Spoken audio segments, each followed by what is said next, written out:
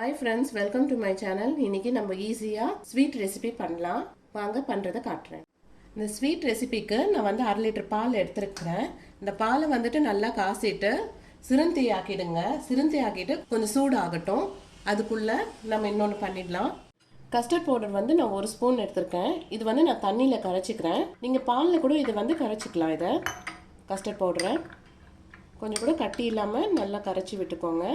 இந்த பாலில் சைடில் இருக்க பால் ஆடையெல்லாம் எடுத்துருங்க. இதில் நல்லாவே இதுவாயாச்சு. இப்போ வந்து நம்ம சர்க்கரை இதில் வந்து சேர்த்துக்கலாம். நான் வந்து 1/2 கப்பு சர்க்கரை சேர்த்துக்கிறேன். இது வந்து பாலுக்கு 1/2 லிட்டர் பாலுக்கு நான் இவ்வளோ சேர்த்துக்கிறேன். நீங்கள் ஸ்வீட் பார்த்துட்டு நீங்கள் சேர்த்துக்கோங்க. இந்த பாலில் இந்த சர்க்கரை நல்லா கரையட்டும். இந்த ஸ்வீட் ரெசிபி வந்துட்டு ஃப்ரெண்ட்ஸு யாருன்னா வந்தாலும் சரி, நம்மளே வந்து சண்டேஸில் வந்து பிரியாணி அது சாப்பிடும்போது ஏதாவது ஸ்வீட் சாப்பிடும் போல் இருக்கும். அந்த டைமில் இது உடனே சீக்கிரமாக செஞ்சிடலாம். வீட்டில் இருக்கிறது இந்த பொருளே போதும். பாலில் வந்துட்டு சக்கரை நல்லா கரைஞ்சிடுச்சு. இப்போது கஸ்டர்ட் பவுடர் வச்சுருக்கோம் இல்லையா, அதை கரைச்சி அதை இதை ஆட் பண்ணிக்கிறேன். கஸ்டர்ட் பவுடர் வந்து கரைச்சி வச்சதை இந்த பாலில் ஆட் பண்ணிக்கிறேன். இந்த பாலில் இது ரொம்ப நேரம் கொதிக்க விட வேண்டாம். ஏன்னா கஸ்டர்ட் பவுடர் போட்டதால் ஓவர் திக்காயிடும்.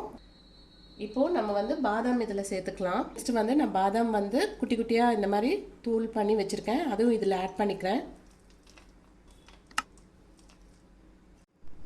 பாருங்க, நல்லாவே ஆயிடுச்சு. இது மாதிரி வந்துட்டு அப்புறமா கேஸ் ஆஃப் பண்ணிடுங்க. இதுக்கப்புறம் எப்படி பண்ணுறதுன்ட்டு காட்டுறேன். நெக்ஸ்ட் வந்து அந்த ஸ்வீட் ரெசிபிக்கு நான் வந்து பிரெட் எடுத்துருக்கேன். பிரெட்டு வந்துட்டு நான் ரவுண்ட் ஷேப்பில் இந்த மாதிரி கட் பண்ணியிருக்கேன். இந்த கிண்ணத்தில் நீங்கள் என்ன ஷேப் வேணுமோ இது பண்ணிக்கோங்க. இந்த பிரெட்டில் வந்து நம்ம சைடில் கொஞ்சம் தண்ணி வந்து கையில் ஊற்றிக்கிட்டு இந்த சைட் ஃபுல்லாகவே நம்ம ஸ்ப்ரெட் பண்ணி விட்டுடலாம். சுற்றி பிரெட்டு ஃபுல்லாக இந்த மாதிரி ஸ்ப்ரெட் பண்ணிவிட்டு இந்த நடுவில் வந்துட்டு குட்டி குட்டியாக பாதாம் வந்து கட் பண்ணி வச்சுருக்கேன். இதில் நான் வச்சுருக்கிறேன்.